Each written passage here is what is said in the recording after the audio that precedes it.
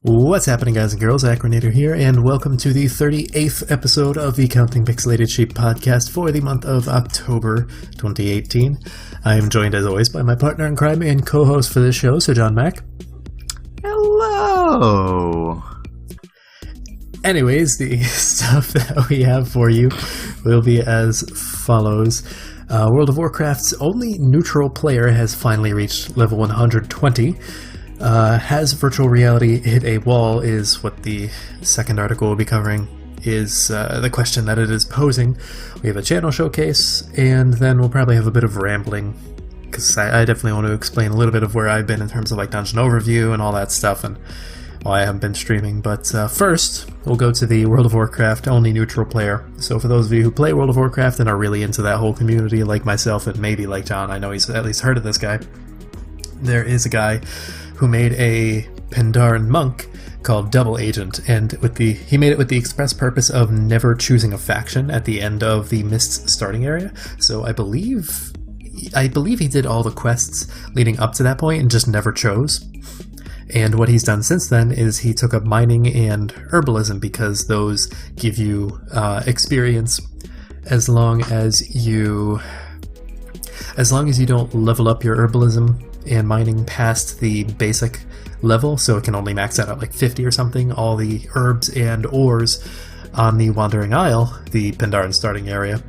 I believe also the monk area for Legion, but I didn't play monk. I haven't played monk in a long time.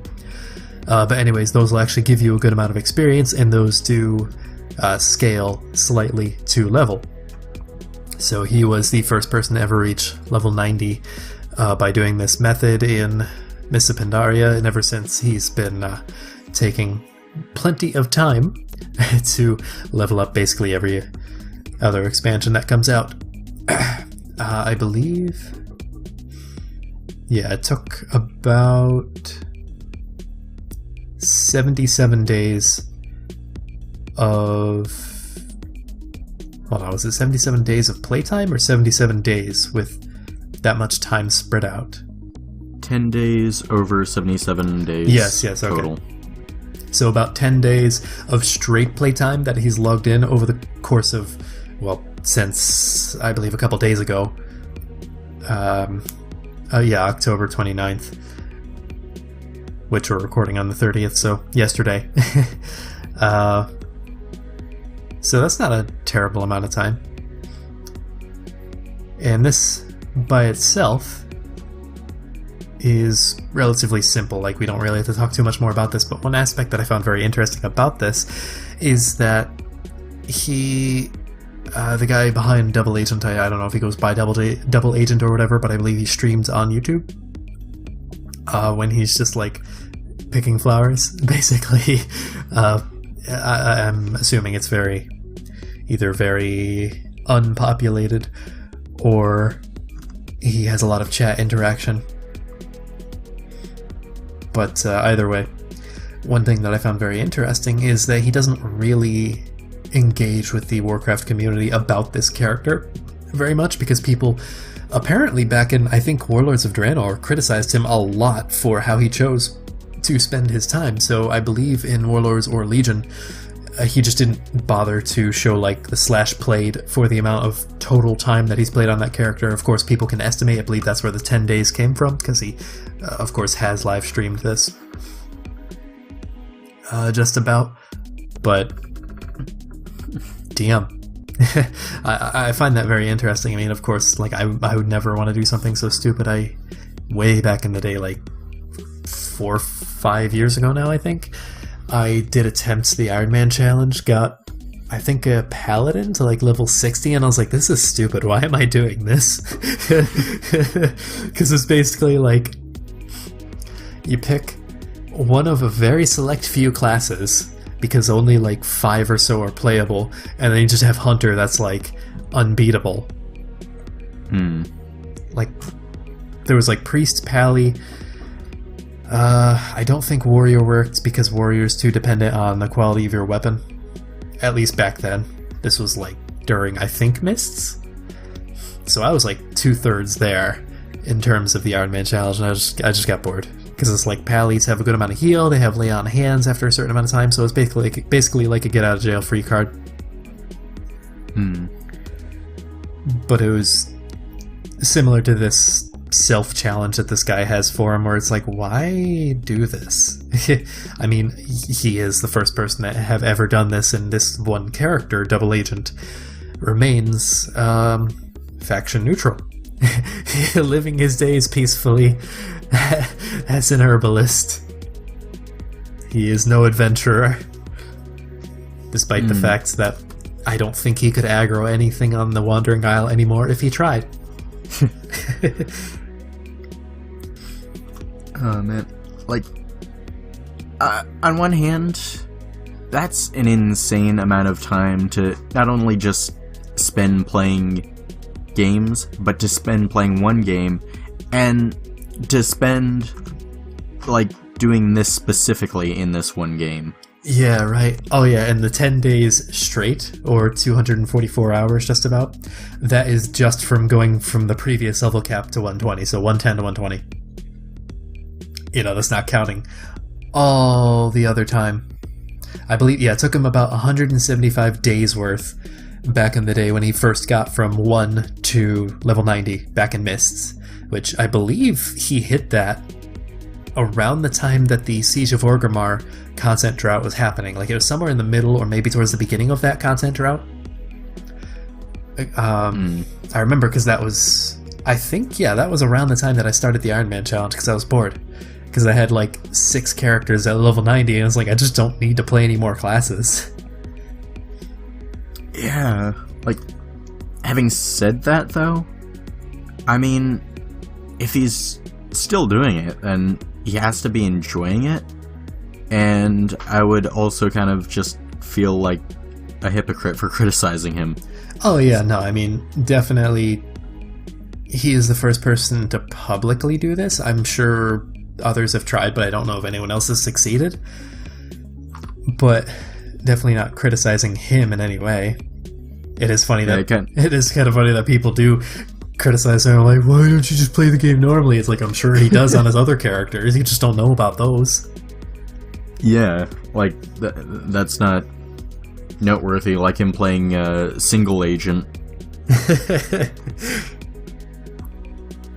I forget what server he's on, Manoroth. I'm pretty sure that's EU. I don't remember. Also kind of curious what kind of, like, because I'm sure he's got plenty enough of a following that he's also got the haters that'll go around the starting zone and just, like, mine and pick everything.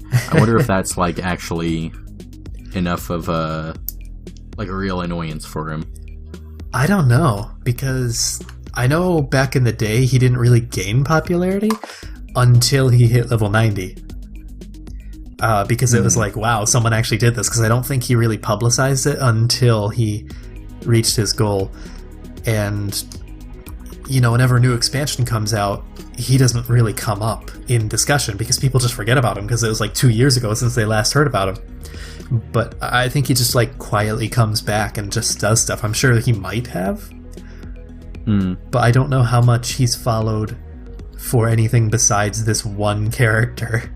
So, like, yeah, I don't know if people have that sort of visceral hatred towards him where they'd bother to sabotage him in that way. Especially because it's like, he has time, obviously. Yeah. He can very easily just log off and log back on. Yeah. Actually, I am kind of curious, because this article really only refers to him using herbalism. But I remember back in the day he did do mining as well. Maybe he found, I don't know. I don't think you can learn very many other professions on the Wandering Isle. Even if you can, I don't know if, like, alchemy, for example, would give you anything worthwhile other than maybe a minor speed potion.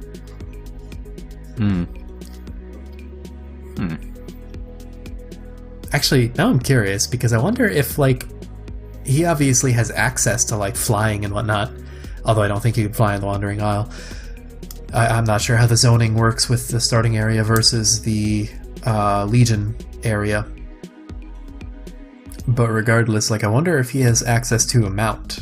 If there's, like, any riding trainers on the Wandering Isle. Because there technically shouldn't be. Because I believe Pandaren get off at level 13 with, like, full heirlooms.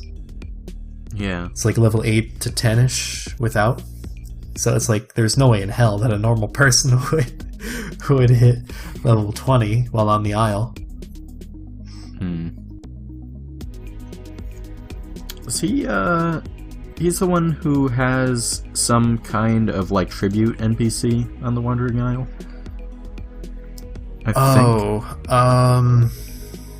Yeah, I think in one of the areas there's just, like, a guy who wanders around and picks herbs. I think that was added in Warlords? I think? I don't quite remember. Or maybe it's, like, in Pandaria or something. I don't know, but... Oh, the Monk Order Hall. Oh, yeah. Venerable Shaman. Yeah. That's great. So, yeah. I'm actually surprised we talked about that for, like, 10 minutes. Anyways, I think we've burned that to the ground, so you want to go to the next article? Yeah. This one, I jumped on it partially because I'm selfish and I agree with this topic wholeheartedly, but also because it brings up a very good point. Eventually, I'd like to make a Paradoxical Ramblings discussion video, rather. That's the series, but you know what I mean. On this topic, and go and, like, make it a conglomerate of, like, all these various articles and whatnot. But the gist of this is the website's called GameIndustry.biz. It's very interesting. A lot of the time, some of the best articles we've covered come from this place. But basically, this article brings up the question, has virtual reality as a technology hit a wall? And it goes over a lot of various aspects as to what VR is nowadays. Obviously, a big part of that was the boom in popularity with the Oculus Rift, I believe, like, what, 10 years ago now? It was, like, early 2010s, maybe late 2000s? Something like that. It was, Jeez. I think it was, like, 08, I think, so almost exactly 10 years ago is my guess. But then Oculus got bought up by Facebook, and I know they wanted to experiment with that technology for more than just video games. And to be honest, it never really went anywhere in terms of, like, real viable games. I mean, you have, like, tech demos for, like, normal games, like Skyrim VR, or, like, whatever the hell that, like, lobby kind of socializing game is that a lot of streamers on Twitch do. VR chat. Yeah. And then you have Beat Saber, which is honestly a gimmicky. It's cool, don't get me wrong. It's like Guitar Hero. But, like, the concept and the application of virtual reality nowadays doesn't have the capacity to make, like, a real fighting game or, like, a real shooting game. It's too awkward, it's too clumsy, and generally, from my personal experience, someone who's not really that vested into virtual reality, I just see it as either gimmicky or like a tech demo. And I've never really seen anything that really surprises me, other than, and this sort of falls under the line of, like, gimmicky and kind of tech demo depending on the project itself, but, like, the one thing that kind of fits with virtual reality are these, like, simulations or like horror games. Like, I believe wasn't, like, Death Stranding supposed to be on VR or something like that? I don't know. I know Super Hot is now on VR, and they actually did something cool with that, where you're playing from, like, a different perspective, and, like, you get a different side of the game's story. I saw a YouTube video analyzing this. I don't really care about Super Hot, but I thought that was an interesting aspect, especially for, like, a game like Super Hot, where it just kind of looks like it would fit in VR. And they even, like, changed the mechanics of the game, but still kept the core aspect of the game to have VR work. And it's like, that sort of stuff's kind of cool. But, like, in all honesty, I can't see this, like, full integration of, like, virtual reality ever really becoming a thing unless you have one, like, the kind of technology where you're seeing a lot of, like, fantasy shows like I think the most popular ones like Sword Art Online, but you also have like Log Horizon, Dot Hack. Those just happen to be anime that I know of or have watched with the concept. I mean the holodeck. Yeah. Or you could have like if you could quarantine off like an entire room in your house and just make that into like, you know, a sphere that you can run on. It's basically a treadmill and stuff like that. You have like a whole get up. then maybe. I remember even seeing like I watched the movie Ready Player One, I think like 4 to 5 months ago, early summer. And it was an interesting concept, but it still had, even with that like way out there really cool story, it still had the limitations of like modern day VR, and this was supposed to be taking place like 30 years into the future. So it's like people legitimately being like engineers of this technology can't even comprehend what the next step would reasonably be. And that to me is like a big reason as to why I just can't get into VR. Augmented reality, that's something different. Like when Microsoft did the Microsoft Lens, where they played like Minecraft on a tabletop in third-person mode, that's fucking cool, and I think that is the actual technology to look out for, because that already exists. It's just how do you implement it in a powerful enough way to do things that your smartphone can, for example. You know? Because, like, I think the next step for that is very easily just, like, take the glasses that Microsoft has developed and, like, integrate your smartphone into that, you know? And I believe companies are already trying to do that. I know there's sunglasses with speakers on the tips of the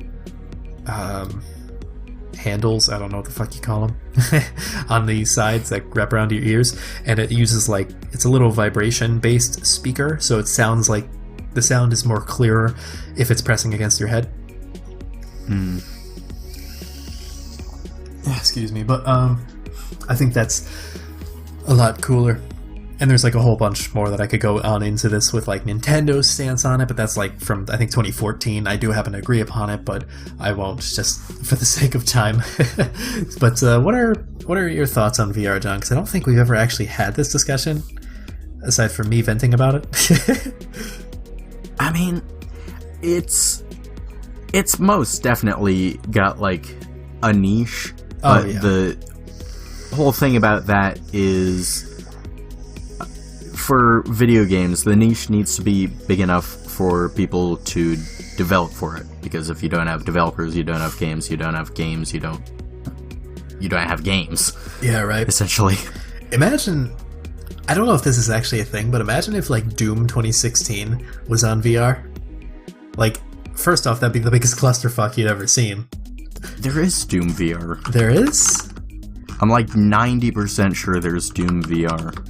Is it Doom 2016? VR. It is. Wow. Okay. Is it like actually Doom, or is it like a watered down version of Doom? Is the important question. My guess is, mechanically speaking, is probably watered down, because how do you deal with everything that goes on? Like, none of the enemies in that game are easy. I mean, well, I'm looking at screenshots and it looks legit, but then again, the reviews say a different thing at 60%. As opposed to the universally acclaimed normal version. Yeah, Doom, the real one, is 92%. Yeah. Which is pretty damn good. Exactly. I mean, they like redefined Doom as a franchise with that game, so I don't blame them for trying. I mean, hell, they're bringing the fucking, or maybe they already brought Doom to the Switch. That's either already out or is coming out. So I don't blame them for trying, but yeah. You know what's funny? I didn't read. There's the bottom of this article has an advertisement, and then it has like some references, but I didn't realize there's one paragraph that I missed, and in it says the VR boom may be tapering off and the AR boom may still be waiting for ignition. That's basically what I just said. And that's yeah. What? Oh, my computer falls asleep every now and then. almost exactly 20 minutes in, too. That's actually vindicating for me, because GameIndustry.biz usually has people who aren't just like critics per se, but they're like people who actually study the business side of gaming. So the fact that they said that makes me think like, oh damn, this might actually be real. And I'm sure, like, I can legitimately see where augmented reality would go, because you could literally just take the most basic aspect of augmented reality, which is like Pokemon Go, and build off of that to make an actually good game. It's not counting Pixelated Sheep podcast without taking at least one jab a month at Pokemon Go. But yeah, like there's definitely more that I could see in terms of potential with augmented reality as opposed to virtual reality. And one thing that I even touch upon in this is that a lot of the founding founding members of the Oculus project have since left Facebook. So nowadays the project is even less going in the direction of what was originally intended. And I know back in the day when they first sold to Facebook, there were a lot of people who originally backed the Oculus, and I believe like Kickstarter or something like that, whatever crowdfunding they had, that weren't happy. But nowadays, I don't even know if they have that much of a rabid fan base that cares anymore, because like the technology's out, it's been released, it's just sort of there, and it hasn't like gone down in quality, but it's just sort of like stagnated. I think with the Oculus and Facebook's acquisition of it, pretty much the PC is an open enough platform that people can just like mod the shit out of it regardless, so people don't really care that much. I mean, if it were like, if you had to log in with Facebook to turn on the Oculus at all, oh god, there'd be riots. There'd be a very small riot in the street. You know what's funny is that 10 years ago, that would have been a legitimate fear. Nowadays, it's just like, okay, no company's that stupid to try something like that. Not even Facebook. It's like we're sort of past the days of like, everything must be integrated. Which is a nice feeling. This person knocked me out with chloroform, and I woke up somewhere I didn't recognize, but I still have both of my kidneys, so it could have been worse. I think that's the Oculus user base right now. Yeah, right. So yeah, I think, and just have to say with all my criticism of this, this concept, this platform, if you will, that it doesn't have anywhere to go, but I personally can't see where it would go, nor do a lot of experts in the field of this sort of hardware development. So, at least nothing that's not ridiculously bulky and isolating and expensive as fuck. So yeah, like I'm looking forward to like when Google's headset or the Vive Pro, when that stuff is like, I can just go down to a tag sale and get it for $20 and have some fun with VR in the year 2070 when it's affordable. Yeah, right. When you can't see the pixels on your phone anymore. Yeah. I actually have one of those plastic quote VR headsets that you plug in your phone to. It's interesting, but I was just kind of like, eh. It's there. It's basically the only worthwhile app I found was like a quote cave exploration. The fuck? What do you want?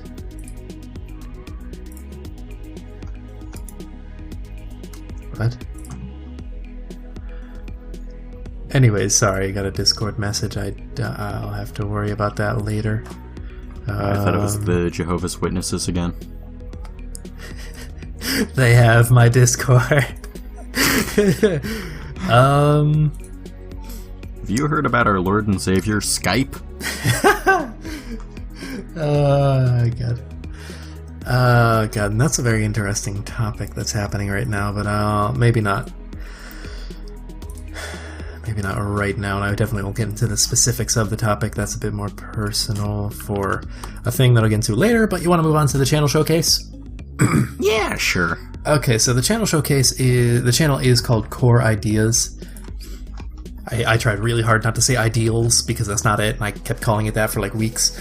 But they're a video essayist, and in all honesty, there's not too much differentiating this guy from other video essayists aside from the fact that he's very high quality for only having about 20,000 subscribers.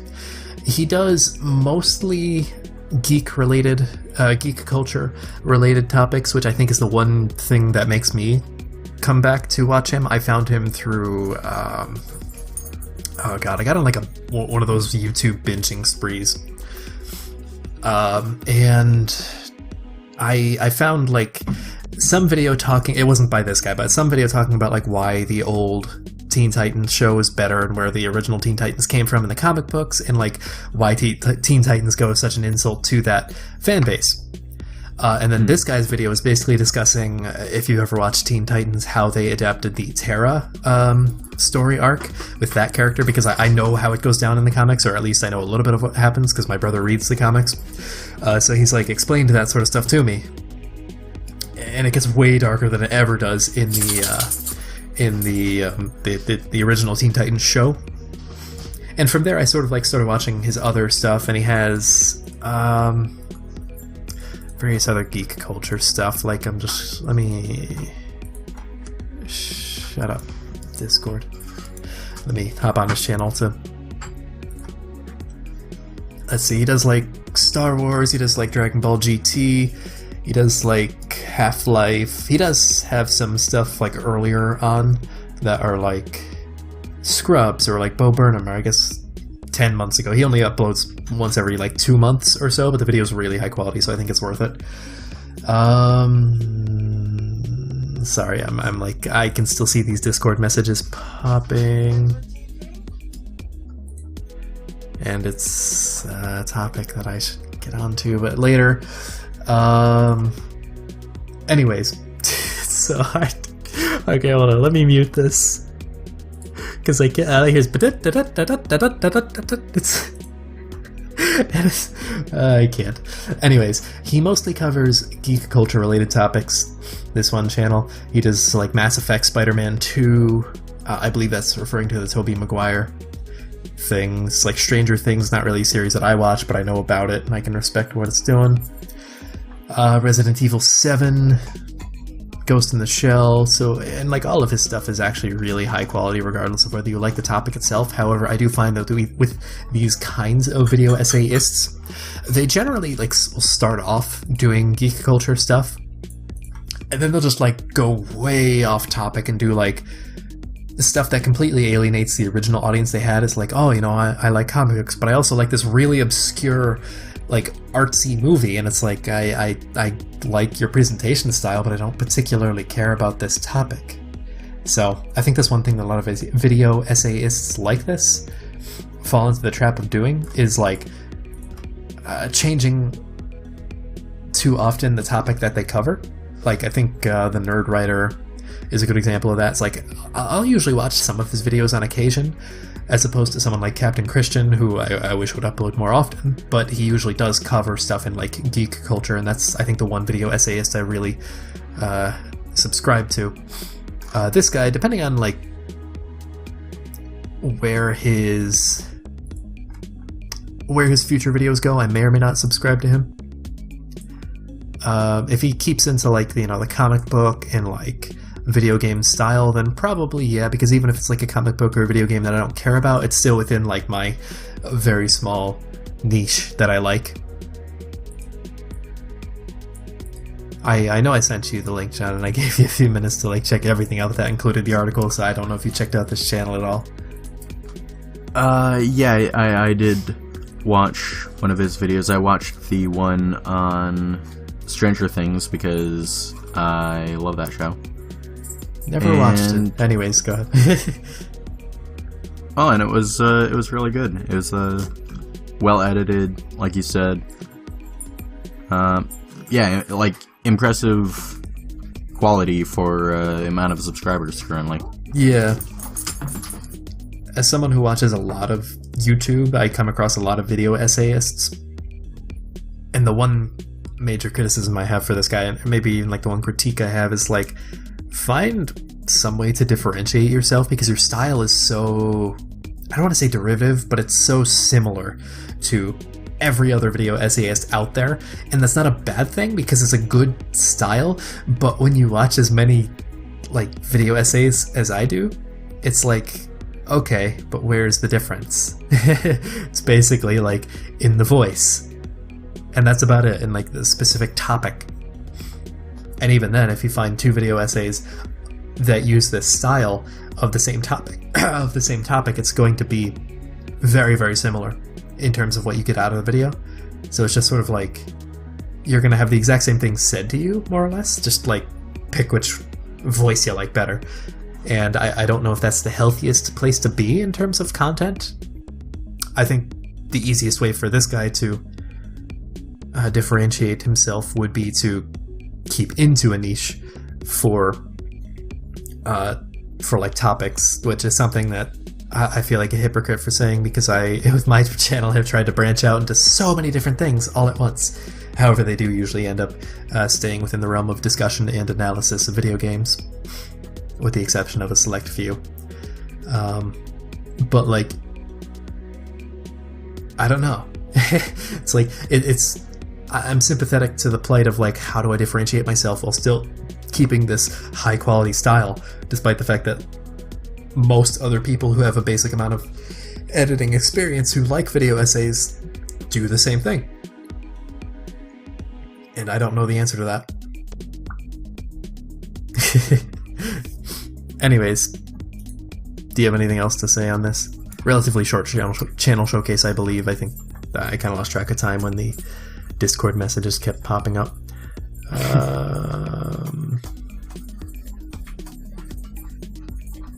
What? And I don't really have any more to add. I don't really watch a whole lot of like video essay type channels. Yeah. So I usually watch him on a whim, aside from Captain Christian, but he barely ever uploads, so rip. But I just watch so much YouTube because that is my television. So I guess we can move on to the rambling section, because I have at least a little bit to ramble about, which has a fair amount to do with the Discord messages I was getting earlier. So I don't know if... No, I don't think we had started the last podcast, but Dividing by Zero has set up a Pug League. It's not just like the Pug games like I know I had done from last podcast, but like this time it's a full Pug League, and there's 8 teams. They're all relatively funny names, like memes, like Plat Chat is my team. We have, God, what else? There was 4 Overwatch, but they changed the name to UWU or UWU. What is happening? Sorry. Anyways, the thing that was giving me so many messages is that I sort of became a player coach and for my team, because I was like the first person to really bring up like a really in-depth coaching aspect, and I started recording the VODs for my team. I still do. Technically they're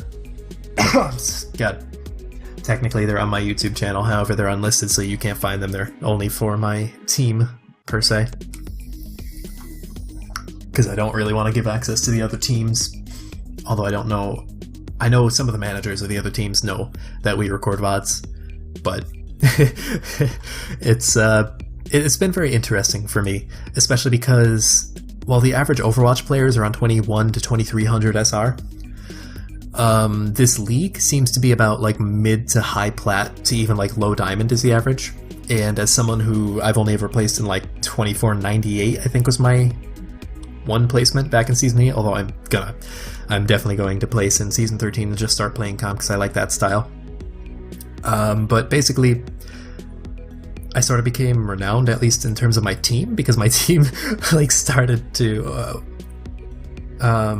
my team started to look for like a non-player coach, which I even advocated for, because I'm like, yeah, I mean, even though I'm doing some coaching stuff, it wouldn't be bad to have a non-player to come in and like give their perspective, just so that they know that I'm not just, you know, ragging on people because, oh, you're all bad and I'm great. It's like, no, especially because the vast majority of people on this team are much better than me.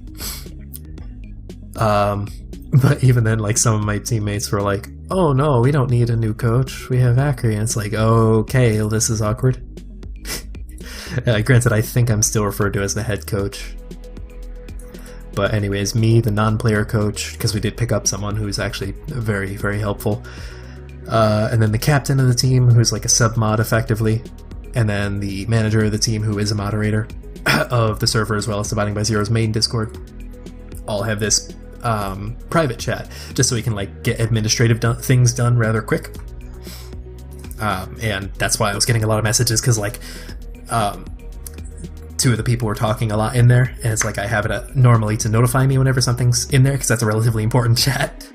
So that's why I was like reading the stuff, and there's like things happening in the team, nothing crazy, but like I'm trying to read this because it's like, oh, this is an important chat, but then it's like we're recording the podcast, so that's why I had to mute it for now. But yeah, it's definitely been interesting in that regard. I think given enough time, depending on where my team places in terms of this league, because like the top 3 teams out of the 8 at the end of this 7-week period, because it's just a round robin, every team faces every other team. The top 3 teams, which I fully believe my team will be in the top 3. There's 3 teams, including Plat Chat, my team, that is very dominant right now. And that's partially, I think, because the team is so open-minded to the to the massive amounts of organization that I just sort of brought upon them. I'm really trying to not paint myself in a good light here, because like I don't have OCD, but it's like I'm extremely organized, and it bothers me when things aren't organized. So I just sort of like forced my organization onto them, and they just sort of like, yeah, this works. It's like, oh, thank God. Yeah, it has been a rather difficult challenge as well, though, because like, for example, we have this one GM DPS player. He's very young. I think I'm about like 10 years older than him, but he's like peaked at I think like 4,400, and he's so fucking good. And it's like, how do I coach this kid? Like, there's literally nothing that I can say aside from like mentality, but even that, it's like he's pretty good at that, you know? I think it creates a rather unique challenge to take someone who literally just came off of a ladder game with like, he literally came into our team's general chat once, is like, oh, sorry, I'm late, I just got off of a game with like Seagull and Harry Hook, and it's like, what? Like, those are certified pros, or I guess ex-pro in Seagull's case, but like some of the best people that have ever touched this game, and he's playing with them casually on the ladder. And that just like baffles me, you know? And then it comes to like, what do I say to coach him? Because obviously he has like some stuff that he can improve upon, but it's not mechanical stuff. It's like stuff that's, hell, he's even pretty good at communication. It's like stuff kind of outside of the game. So it's like, I'm not even like an Overwatch coach for him. It's like I'm effectively just like a life coach. It's, you know, kick these bad habits in the way you communicate things, you know, to make this more clear so that people are less confused when we try this composition or whatever, you know. It's like, and then you have like fucking, I think literally everyone on our starting roster, our starting lineup, we have everyone is at least diamond. I think the main support, I play main support as well as the player coach, but I'm a sub in main support, mostly for Ana, because the starting main support is not too comfortable in Ana, but he's really good at Moira and Mercy in particular. I think we're both about equal on Lucio, to be honest, in different ways. I do a lot more healing, he does a lot more damage. He gets a lot more eliminations. But, so I think I see a little bit more playtime than some of the other subs. But even him, it's like, you know, he's on the lower end of diamond, but he's still like diamond. I don't know exactly where I'd place nowadays, but definitely not that high quite yet, maybe, given enough time. So that has been that, on top of basically this has consumed a lot of my free time. Granted, I haven't been like going crazy coaching. It's just sort of like I'll put out like one mega post in like people's DMs on the team to say like, here's what I think you can improve upon, or more recently, like, here's what me and the other non-player coach think you can improve upon, because I made sure to reach out to him to be like, hey, I don't know if like you're reaching out to people in private or whatnot, but if you have anything that you want me to send them. And sure enough, he did. I think he's really only reaching out to people if they have like a desperate need of help in some way, shape, or form. But overall, I think in terms of like infrastructure, our team has a really, really strong infrastructure, probably the best in this entire league. As to whether we win or not, that's hard to say. I could probably make some content out of it. In terms of like discussion and analysis, is like my experience with coaching a successful pug team, you know? Because I think it would make an interesting topic for a video. Probably would. Yeah, I don't even know. Because like, I'd probably, yeah, definitely want to get at the very least the permission of like my team to discuss them and probably show like scrim VODs, you know, old scrim VODs at this point. Or at that point, rather, and then maybe get the permission of like dividing by zero. I don't know if he would care, because it's not like stealing any content that he could have, because he doesn't have this specific experience within the league. But it is technically his league. Not technically, it is his league. So, so I'd have to. I don't know. I'd probably reach out to him and just be like, "Hey, do you mind if I make a video on my experience doing this in your league? I don't, just as a courtesy." Yeah, and then that's a big reason as to why, like, for example, Dungeon Overview, I've been like late on recently, as well as I've been considering, and I'm more or less decided upon a slightly different change in Dungeon Overview schedule. I'm not going to spoil too much yet, because I'm going to have an update video coming out probably later this week. I don't know. I've been so tired when I get home from work lately, because they've been, instead of just like working in the lab like I normally do, they've been training me to replace a guy who's going to retire eventually, so I'm also going out into the field, like out the great outdoors, and collecting samples as well, like water samples. And it's not like too strenuous, but it is like a fair amount of work that like I'm tired by the time I get back. So I'll like, get home and it's just like, I don't want to make a video or something, you know? And for now, at least, I've focused a fair amount of thought going into this pug team. So Dungeon Overview, it will change, I will say, not to bi-weekly. It'll be more like a season, per se. I'll explain a little bit more in the update video whenever, but I think people will be pleased with it. You have to wait a little bit for like episodes to come out, but when episodes are coming out, like they'll be coming out really consistently, and then there'll be a short break, and then they'll be coming out really consistently. So I don't know, what have you been up to, John? Do you have anything to ramble about?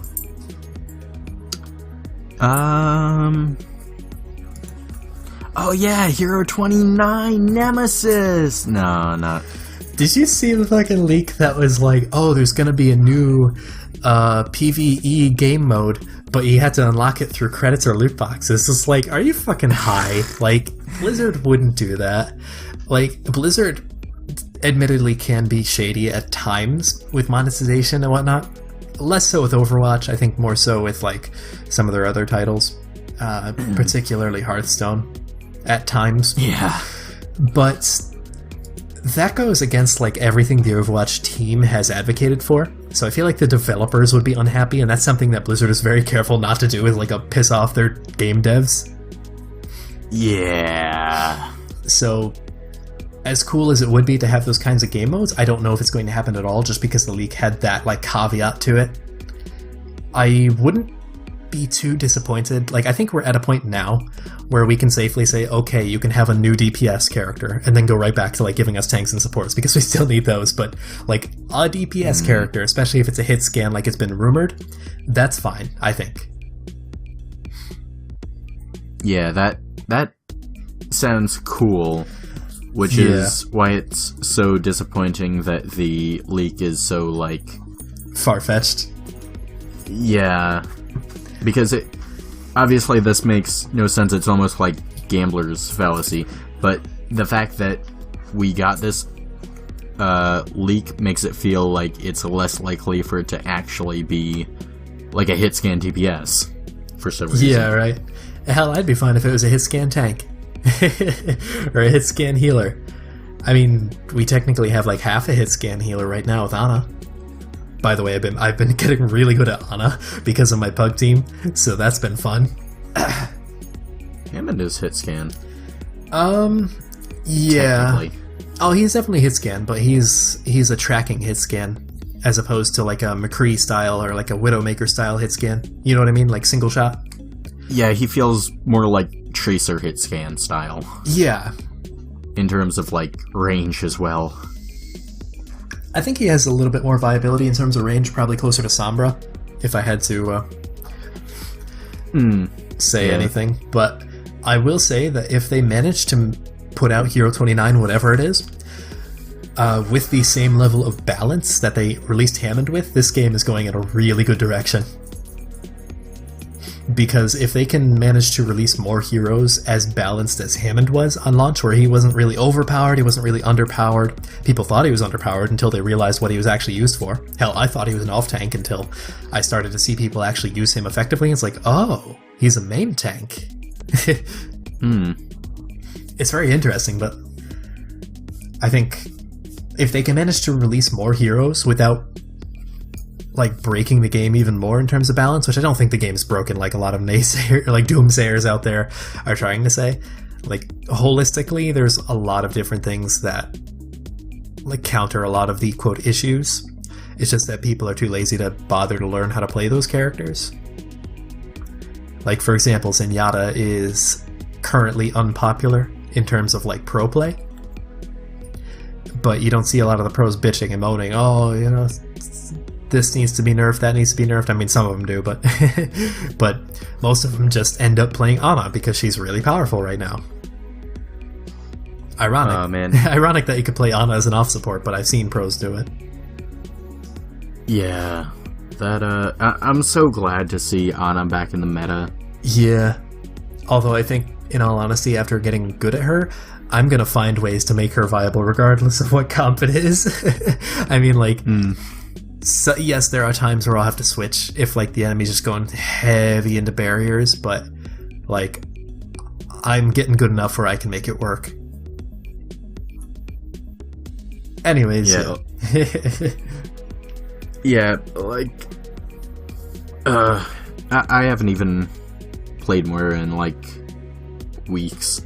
She's like, her and Zenyatta are considered pretty weak right now, unless you're running goats. Then Moira is actually useful. Yeah, it's actually it's really funny because a lot of the teams in this pug league that I'm in for Dividing by Zero, it's called League Zero, by the way, a lot of them run goats, and that's like the only thing they know how to run. So my team got really good early on at running anti-goats. That's useful. Yeah, it's we have been pretty strong so far. The only team we lost to is another one of the top 3. We didn't have our GM DPS. They did. There were scheduling conflicts, so it was a whole big fucking mess, and we ended up losing. I think mostly because our team just wasn't in the right mentality. They were like, oh, we don't have our GM DPS, we're gonna lose, and sure enough we did. But yeah, they were like the one team that we faced thus far that ran a really good dive comp, as well as just being solid overall. I think dive is probably one of my team's weaker comps. However, we are getting better at it. Some recent coaching that myself and the other coach have done has started to like take effect, and we're actually starting to get good at dive, which feels good because we just utterly wrecked the team we recently faced. And I believe, yeah, this week we're actually off because BlizzCon. But yeah, that's all I've really got. Do you have anything else? I think I'm good. Alright, well, I hope you all enjoyed this month's episode of the podcast, and if you did, feel free to give it a thumbs up, and if you want to see more like it, maybe even subscribe. Links to my social media and whatnot, as well as John's social media and whatnot, as well as all the references will be in the description below. I'll also make sure to link Dividing by Zero's Discord server, as well as the League Zero server. It's all just Discord servers. It's what it takes place in. If you're interested in that, at the very least, I'd recommend the League Zero one, because that's what we talked about the most here. Because that is quite the spectacle to see Much better plays than you would have ever expected. At least out of my team. But I'm biased. Anyways, do you have any closing statements, John?